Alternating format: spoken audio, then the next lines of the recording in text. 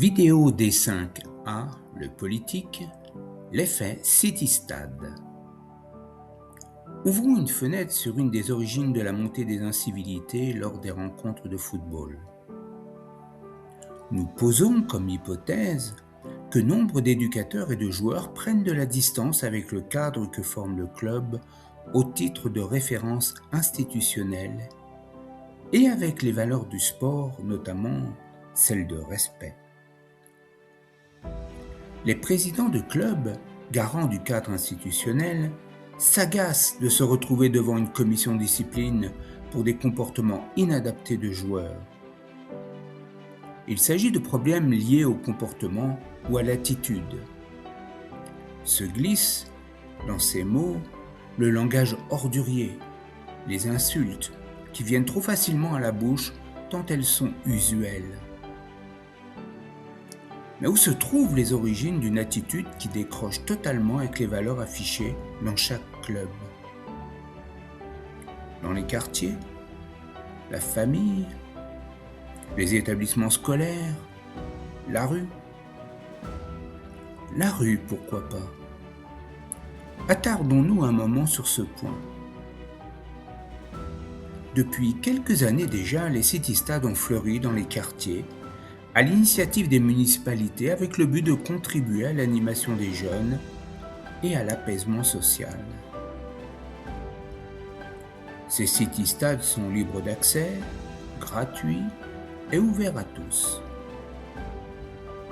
Nul projet éducatif dans ce dispositif, juste un espace de jeu divers, mais où la pratique du foot demeure majoritaire.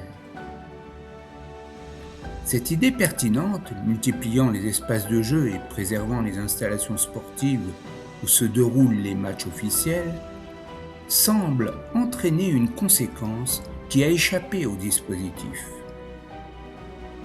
Selon nous, cette conséquence est l'absence de cadre. Notre pratique est construite autour de valeurs et de règles. Un club est un espace public où se dispense l'éducation du comportement au cœur de la pratique du football, lors des entraînements, lors des rencontres et l'apprentissage de gestes techniques, mais aussi de l'émotion et du contrôle de soi. La performance est le moteur de l'envie de jouer et du dépassement de soi. Enfin, pour chaque club, le respect du maillot, des autres, de l'arbitre et des règles vient couronner l'esprit général attendu d'un joueur. Tous les clubs savent cela et tous les joueurs ont reçu ce discours, même si bon nombre de jeunes joueurs n'ont pas imprimé cet aspect et ne perçoivent que la gloire à venir dans un schéma individualiste. Revenons sur l'idée de cadre. Le cadre est ce qui permet de garantir le contenu et de le contrôler. C'est un garant de la qualité et du respect des valeurs du football, selon un processus éducatif agissant sur la pratique, sur la personnalité et sur les relations interpersonnelles. Dans ce cadre, le contenu se délite et les règles du jeu et la loi ne s'imposent plus comme socle. S'installent alors les city-stades et le foot dit en pied d'immeuble, où les espaces d'agora dédiés aux jeunes offrent un ersatz de club. Selon nous, cette situation est confusionnelle et les jeunes sont de fait dans une situation ambiguë où la notion de règle est flottante, sinon inexistante. Dans les règles se définissent les hiérarchies de pouvoir et de savoir. Nous l'avons déjà vu, dans le pouvoir, il y a le facteur organisation et décision, et dans le savoir, il y a le savoir-faire, comme la production technique, l'efficacité, la connaissance des règles, et le savoir-être que nous appelons l'éthique. Mais sur les city-stades, c'est un espace à la one again. La ligne transgénérationnelle n'est pas fixée car les adultes, après avoir construit cet espace et après l'avoir inauguré avec la population, sont tout simplement repartis.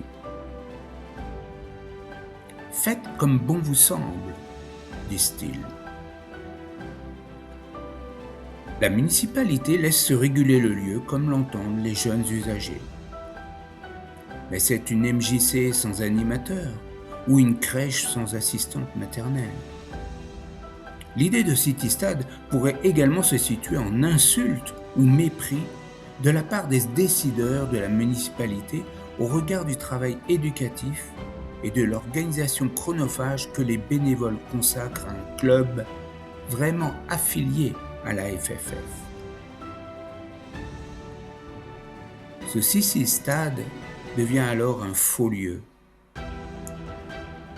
Nous déclarons donc que le Citystad vient déqualifier le club et par là même les valeurs qu'il transmet. Et vous, qu'en pensez foot ?